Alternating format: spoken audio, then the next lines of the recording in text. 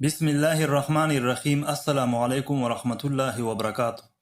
حضرت عبداللہ بن مبارک رحمۃ اللہ علیہ فرماتے ہیں کہ ایک مرتبہ مکہ معظمہ میں شدید قحط پڑا۔ لوگ نماز استسقاء کے لیے میدان عرفات میں جمع ہوتے رہے، لیکن کسی طرح قحط کے آثار کم نہ ہوئے۔ برابر ایک ہفتہ اسی طرح گزر گیا، چنانچہ آئندہ ہفتے جمعہ کی نماز کے بعد لوگ پھر عرفات میں جمع ہوئے تو میں نے دیکھا ایک سیاہ فام ضعیف و ناتواں انسان ہے جس نے 2 رکعت نماز پڑھ کر اللہ تعالیٰ سے دعا مانگی اور سجدے میں گر کر قسم کھائی کہ تیری عزت و جلال کی قسم، اس وقت تک سجدے سے سر نہ اٹھاؤں گا جب تک تو باران رحمت سے اپنے بندوں کو سیراب نہ کر دے۔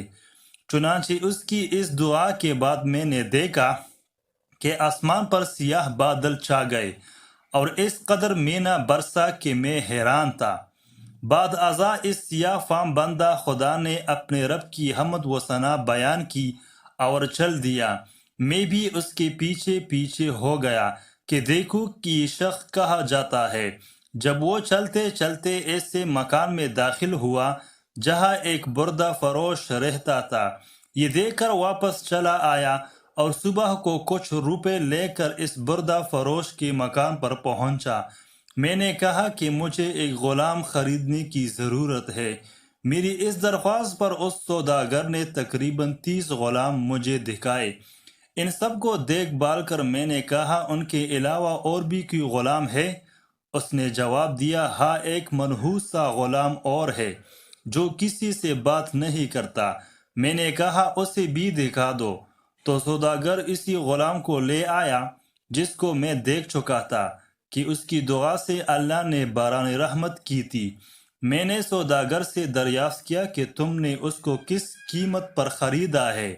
سوداگر کہنے لگا کہ خریدا تو ہے میں نے 20 اشرفیوں کا، مگر آپ کو صرف 10 ہی اشرفی کا دے دوں گا۔ یہ سن کر حضرت عبداللہ بن مبارک رحمۃ اللہ علیہ نے فرمایا کہ ہمیں اس کی ضرورت نہیں، بلکہ میں تم کو اس کی قیمت میں 27 اشرفیہ زیادہ دوں گا۔ پھر فرمانے لگے کہ بس اس کا سودا کر کے وہ غلام کو ہمراہ لے کر چل آیا۔ تو وہ غلام کہنے لگا، اے میرے آقا، آپ نے آخر مجھے کیوں خریدا ہے؟ میں تو کسی بھی خدمت کے قابل نہیں ہوں۔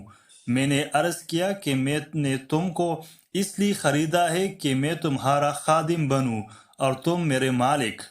میرے اس بات پر غلام نے دریافت کیا کہ آپ ایسا کیوں کر رہے ہیں؟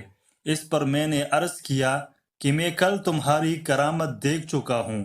اللہ نے تمہاری دعا قبول فرمائی اور اپنی رحمت کی بارش کر دی جس کے لیے مخلوق پریشان تھی۔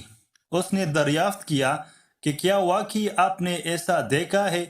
میں نے کہا ہاں۔ اس کے بعد اس نے دریافت کیا کہ کیا آپ مجھے آزاد کرتے ہیں؟ میں نے کہا کہ تو اللہ کے واسطے آزاد ہے۔ اس کے بعد میں نے ایک غیبی آواز سنی کہ اے بن مبارک، تجھے بشارت ہو، اللہ تعالیٰ نے تیری مغفرت فرما دی۔ بعد ازاں اس غلام نے کامل وضو کر کے 2 رکعت نماز پڑھی اور کہا کہ اس چھوٹے آقا کی آزادی پر تو اللہ کا شکر ہے، مگر اللہ تبارک تعالیٰ کے آزاد کرنے پر اس کا شکر کس طرح ادا کروں؟ اس کے بعد دوبارہ وضو کر کے اس نے 2 رکعت نماز ادا کی اور دونوں ہاتھ آسمان کی طرف اٹھا کر دعا مانگی کہ الہی، تجھے معلوم ہے کہ میں نے 30 سال تک تیری عبادت کی اور میرے تیرے درمیان عہد تھا کہ تو میرا پردہ فاش نہ کرے گا، مگر اب جب کہ یہ راز کھل گیا تو میری روح قبض کر کے اپنے پاس بلا لے۔ جب دیکھا تو اس کی روح پرواز کر چکی تھی۔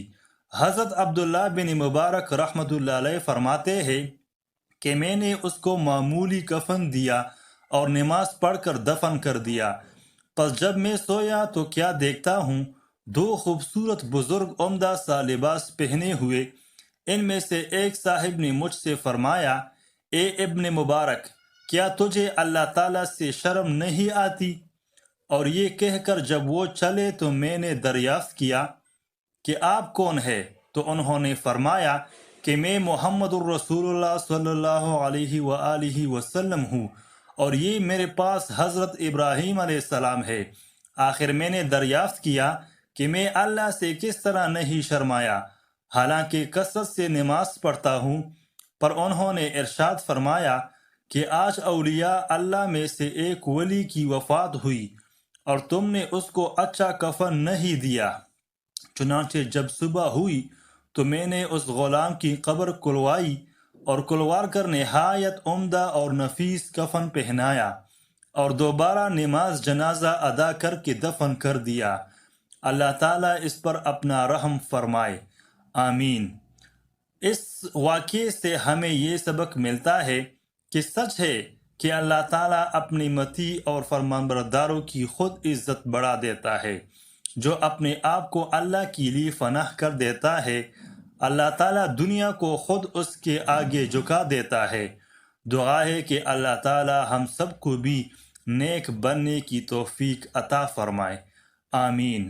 ملتے ہیں اگلی ویڈیو میں، تب تک کے لیے اللہ حافظ۔